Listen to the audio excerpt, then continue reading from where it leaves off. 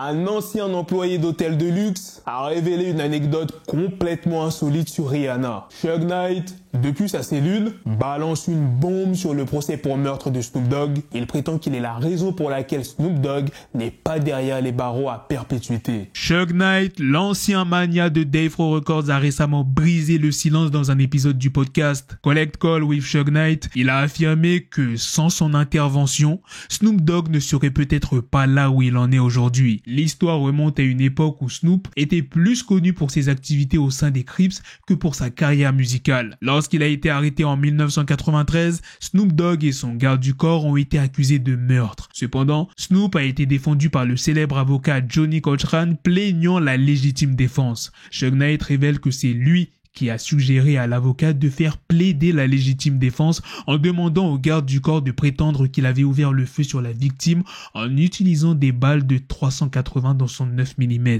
afin d'éviter à Snoop Dogg une peine de prison à vie. Cela a été un moment décisif dans l'affaire et le rappeur s'en est finalement sorti blanchi. Mais l'histoire ne s'arrête pas là. Selon Suge Knight, un membre du crew de Snoop Dogg a découvert la vérité sur cette affaire et a tenté de faire chanter Snoop et son label Death Row, ce qui a coûté à Suge Knight la somme impressionnante de 6 millions d'euros.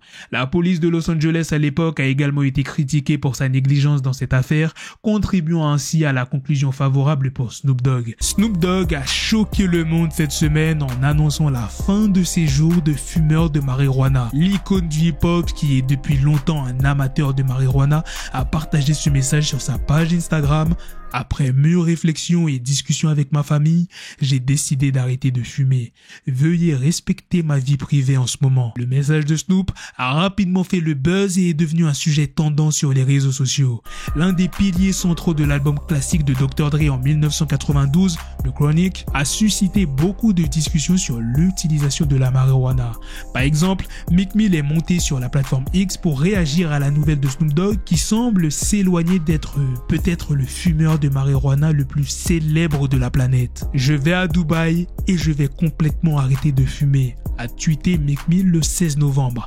Il a poursuivi: je vais suivre Snoop. Mon médecin m'a dit que j'avais un peu d'emphysème dans ma poitrine. Meek Mill a également ajouté: si je ne m'arrête pas de fumer, cela réduira ma durée de vie de moitié. J'étais accro à la nicotine et cette nouvelle herbe contient trop de produits chimiques et est trop risquée pour jouer avec ma santé mentale. Drake semble viser 6ix9ine dans son morceau Stories About My Brother, issu de l'album For All The Dogs Carriers Edition. Drake a récemment sorti une nouvelle édition de son album intitulée For All The Dogs Scary House Edition, dans laquelle il a une chanson intitulée Stories About My Brother. Dans ce morceau, Drake semble viser certains de ses détracteurs et il semble que certains rappeurs aient été touchés par ses paroles. Dans un couplet, Drake déclare: imaginez que nous obtenions notre validation d'un ex-musicien à la recherche de reconnaissance. La même histoire à chaque fois. Il harcèle en répétition.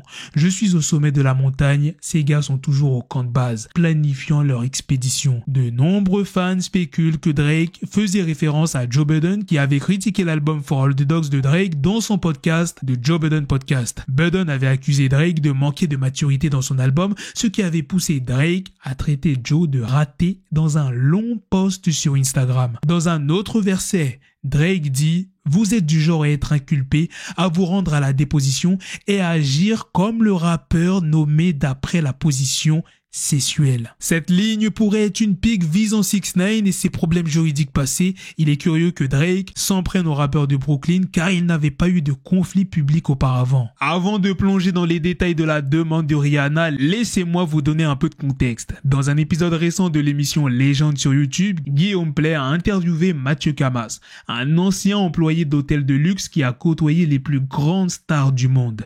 Il a partagé une anecdote étonnante concernant Rihanna lors de son séjour à Paris. Passons maintenant aux détails. Mathieu Camas, un employé dévoué, a été confronté à une demande hors du commun de la part de Rihanna.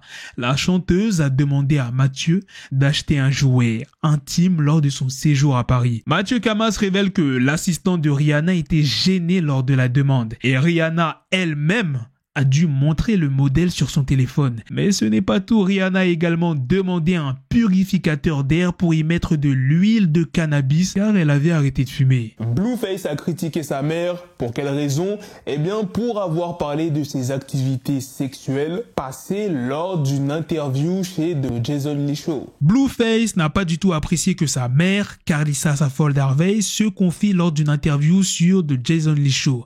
Dans un véritable coup de gueule sur Twitter, il a exprimé sa colère face à ses déclarations sur sa vie intime et son refus d'avance sexuelle de célébrités comme Ice Cube, 50 Cent, Snoop Dogg et Shaquille O'Neal. Blueface a également été irrité par certaines remarques sur sa propre anatomie. L'une des révélations les plus surprenantes de cette interview était le critère de sélection de Karlissa pour ses partenaires, basé sur la taille de leur anatomie. Blueface a vivement critiqué ce choix et a comparé sa propre femme, Jaydeen, à sa mère en la qualifiant de meilleure mère et femme. Karlissa a également mentionné les célébrités qu'elle aurait prétendument repoussées, notamment 50 Cent, Snoop Dogg et Shaquille O'Neal. Blueface n'a pas manqué de les critiquer en affirmant que ces célébrités étaient finalement mariées. Un autre aspect poignant de cette saga est la question de l'identité du père de Blueface. Karlissa n'aurait pas fait de test de paternité pour déterminer lequel des deux hommes était son père biologique, ce qui a eu des conséquences tragique. Meek Mill a récemment défendu Ice Spice suite à une controverse concernant une boisson empoisonnée. Dans une vidéo qui a commencé à circuler le mardi 14 novembre, on peut voir Ice Spice recevoir une boisson alcoolisée d'un fan. Cependant, au lieu de la boire elle-même, elle la passe à une amie. Cette action a suscité des critiques de la part de certains fans qui ont accusé la rappeuse de mettre potentiellement son amie en danger. Mais d'autres ont défendu son choix, soulignant les dangers potentiels de boire une boisson donnée par un inconnu. Meek Mill est intervenu pour défendre Ice Spice. Il a tweeté le mercredi 15 novembre, déclarant « C'est fou que les gens s'attendent vraiment à ce que vous buviez une boisson d'une personne aléatoire. » Gloria a récemment fait un don de $20 000 à son ancienne école, l'école secondaire Westside Middle School à Memphis. Ce don généreux servira à soutenir le programme d'art de l'école. Booba est de retour sur la scène musicale après s'être concentré sur d'autres projets. Ces derniers temps, il s'est lancé dans des querelles verbales avec plusieurs personnalités du monde du rap, créant ainsi un buzz énorme. Mais maintenant, il revient à ce qu'il fait de mieux, le rap. Dans son dernier morceau Sport Billy, Booba revient avec un style brut et sans autotune.